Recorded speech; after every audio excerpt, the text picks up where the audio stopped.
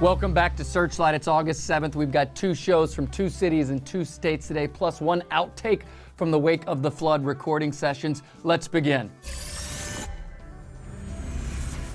We'll start in San Diego, 1971 Golden Hall for a show that was released as Dick's Picks Volume 35. Now, on Tuesday, we discussed the debut of Tiger in 1979, arguably Garcia's most recognizable guitar, but certainly the one he played more than any other. But prior to Tiger, he experimented with dozens of different guitars. The 1970 to 1971 was a particularly experimental period for Jerry, playing nearly 20 different guitars on and off stage. And thanks to a wonderful photo here by Emerson Lowe from today's show in San Diego, we can see that Garcia is playing a Les Paul Special in TV yellow, a guitar that Gibson began making in 1955. Now, we don't know the exact year of this particular Les Paul Special, but we know that it had to have been made sometime between 1958 and 1961.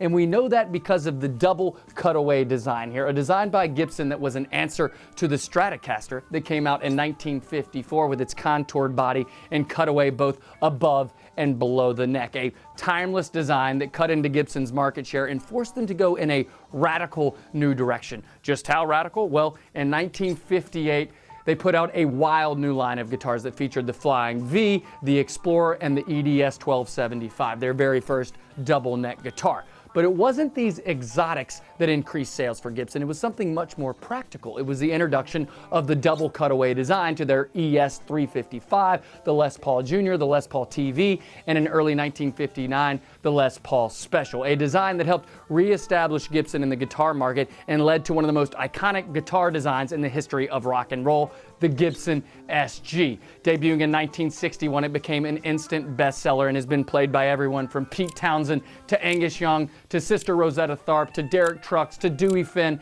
and, of course, Jerry Garcia, who played two SGs from 1968 to 1970. So as we listen to Garcia slithering up and down the neck of his Les Paul Special today in San Diego, we're not listening to him play any old guitar. We're listening to play a guitar that helped Gibson become the guitar maker that it is today. Let's take a listen.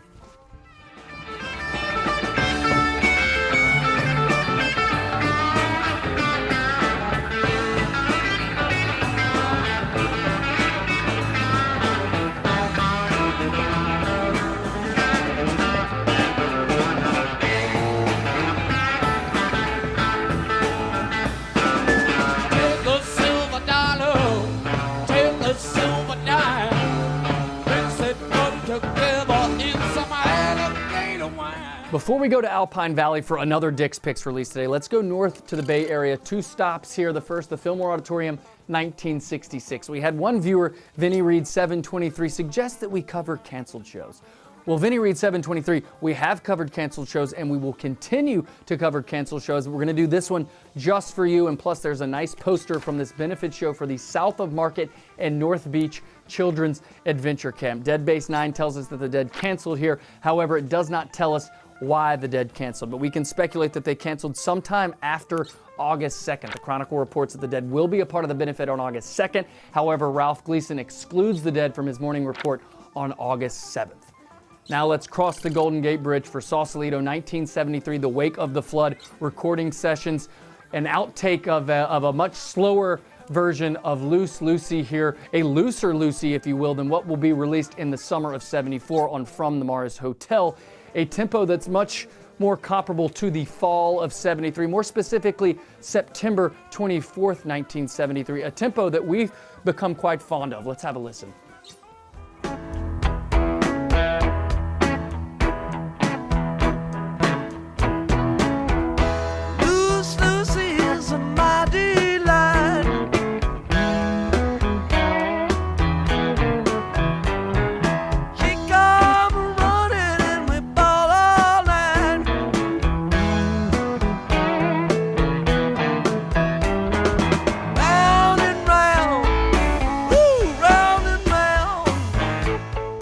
Let's go to Alpine Valley, East Troy, Wisconsin, 1982 for Dick's Picks Volume 32, where Waukesha Freeman reporter Dan Callahan was in attendance and described the Dead's music as what Flatt and Scruggs would have sounded like if they took drugs. Now, this is an obsolete description for the band's sound in 1982 and certainly meant as an insult, but we find this description rather flattering and also fairly accurate of the band sound in the early 1970s. And while we wanted to play something from this very rare opening sequence or something from the wicked Let It Grow to close the first set, we think we found the portion of the show that Callahan is describing. And while Garcia's licks aren't quite as banjo influenced as they were in the spring of 1973, we think this solo from I Know You Rider is what Callahan was getting at. Let's have a listen.